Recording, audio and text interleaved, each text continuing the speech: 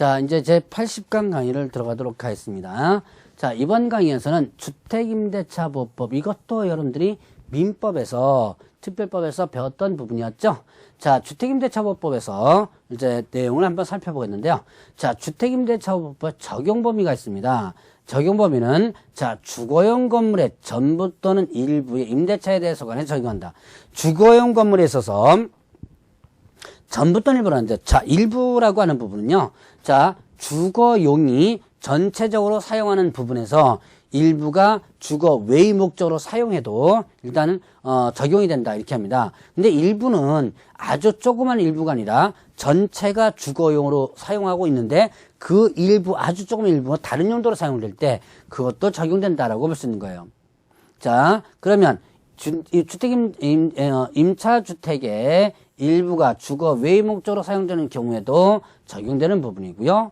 자, 그러면 이때 국민주택기금을 재원으로 하여 저소득층의 무주택자에게 주거 생활의 안정을 목적으로 전세 임대주택을 지원하는 법인 있죠. 자, 이때 토지주택공사와 지방공사도 적용됩니다. 자, 여러분들이 이런 그 법인들, 여러분들 뭐 가장 대표적으로 SH공사, 서울 공사 있죠? 이런 SH공사라든가 이런 지방공사들이 있습니다. 그런 지방공사들, 임대아파트 운영하죠? 자, 그런 공사들도 마찬가지로 적용하고요. 자, 그 다음에 또 이런 게 있어요. 지방공사, 토지주택공사와 관련된 부분에서 보면, 이 법인들이 토지주택공사나 지방공사 같은 경우는 이 저소득층에 대한 전세 임대주택을 지원한다. 이렇게 됐습니다. 이게, 뭐냐면, 여러분들이 텔레비전에 요즘도 나오는 것 같은데요. 동행이라는 프로그램이 있을 거예요. 거기 보면 집이 없어가지고 거의 쫓겨나다시피 하는 그런 부분에 이제 방송에 한번 나오죠. 그러면 이 사람들에게 아주 저렴하게 그 전세 임대주택을 어떤 공사가 이제 알선해 주는 거예요. 소개시켜 주는데, 근데 이제 이때 이게 소위 말하는 뭐냐면, 자, 적자 임대차 사업이에요. 그러니까, 자, 임대인과는 예를 들어서 5천만 원에 정상적으로 임대차를 한 다음에, 자, 다시 임차인에게 예를 들어서 500만 원만 받고 임대차를 하는 이런 부분들, 이런 사업을 지금 하고 있거든요. 자, 그래서 이런 토지주택공사나 지방공사, 이것도 일단은 적용된다. 자, 그 다음에 또 중소기업기본법에 따른, 자, 중소기업기본법에 따른 중소기업에 해당하는 법인이 소속 직원의 주거용으로 주택을 임차한 후에 그 법인이 선정한 직원이 해당 주택을 인도받고 주민등록을 마쳤을 때 적용된다 하겠습니다. 자, 그러면 중소기업기본법에 의한 중소기업이 직원을 뭘 하는 거예요? 기숙사 용도로다가 일단 주택을 임차한 다음에 거기다 직원을 들인 거예요. 근데 일반적으로, 자, 일반 법인이요, 기숙사 용도로 법인이 임대차를 한 다음에, 그 다음에 그 직원이 들어가서 임차인으로서 산다면, 자, 이 주택임대차보호법의 목적이 뭐냐? 집 없는 서민들을 위한 거예요. 그런데 회사가 기숙사 용도로 일단은 집을 임대차해가지고 거기서 직원이 살고 있다. 그거는 법인이라고 한다면 어떻게 돼요? 일반 회사는 집 없는 서민이 아니죠. 그렇기 때문에, 자, 이거는 적용되지 않았었어요. 그런데 중소기업 같은 경우는 기숙사를 짓지 못하는 거죠.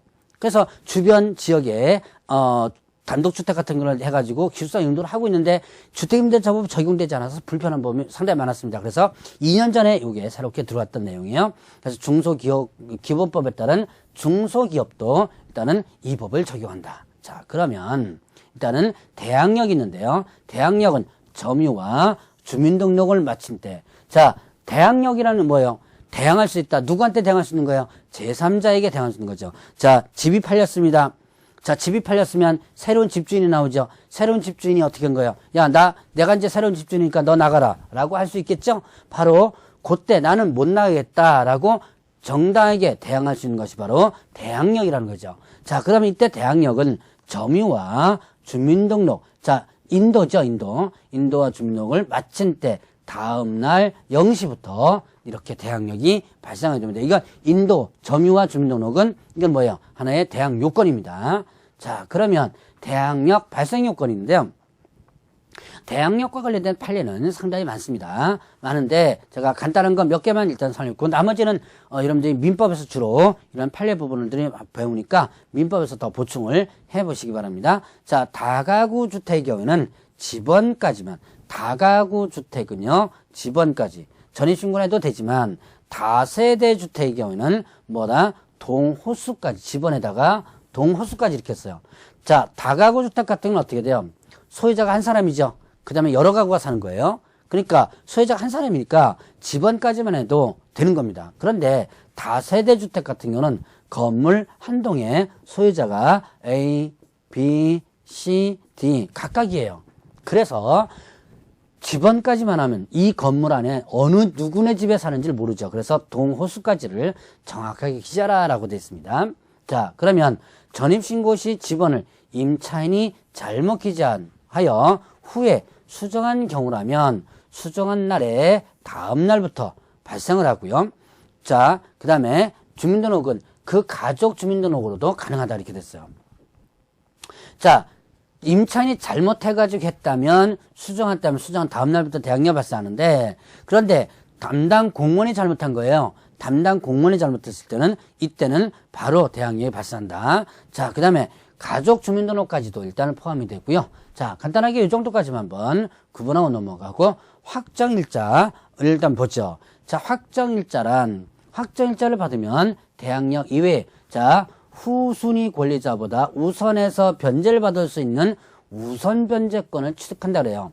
확정일자를 받는다. 그럼 나 외 내가 자, 확정일자를 이거는 결국은 어떻게 된다? 순위가 어떻게 된 거예요? 확정되는 능력을 갖죠. 그래서 나보다 뒷순위보다 먼저 변제를 받는 경매나 공매 시에 먼저 변제받는 우선 변제권을 만들어주는 거예요. 변제라는 게 나눠주는 거죠.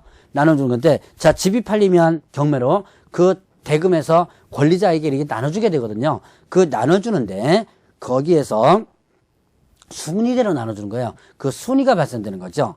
자, 확정일자는 그런데 반드시 대항력을 갖추고 있어야 하며 자, 확정일자를 받으면 그날부터 확정일자가 효력이 생긴다.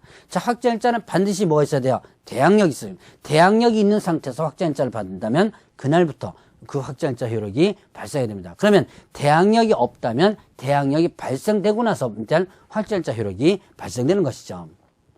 자, 그러면 확정일자 받는 것은 확정일자는 주택의 소재지 읍면동사무소라든가 동면사무소, 동사무소, 주민센터 이거죠. 그 다음에 또, 특별시 자치도는 일단 포함되고요. 그 다음에 군구 출장소 있습니다. 그 다음에 지방법원이라든가, 그 다음에 지원과 등기소, 공증인. 자, 확정일자 받는 곳이 여러 곳이에요. 자, 이런 데서 동사무소라든가, 그 다음에 또, 뭡니까, 시군구, 그리고 또, 법원, 지방법원, 지원, 그 다음에 등기소, 공증인 이런 데서 확정일자를 받게 되는데요. 자, 이렇게 확정일자를 받았다. 그럼 순위가 확정되죠? 나보다 뒷순위보다 먼저 변제받을 수 있는 우선 변제권이 생기지만 확정일자를 받았다고 해서 경매 신청권이나 전전세권이 주어지지는 않는다. 자, 경매 신청권 부여가 안 된다는 얘기죠.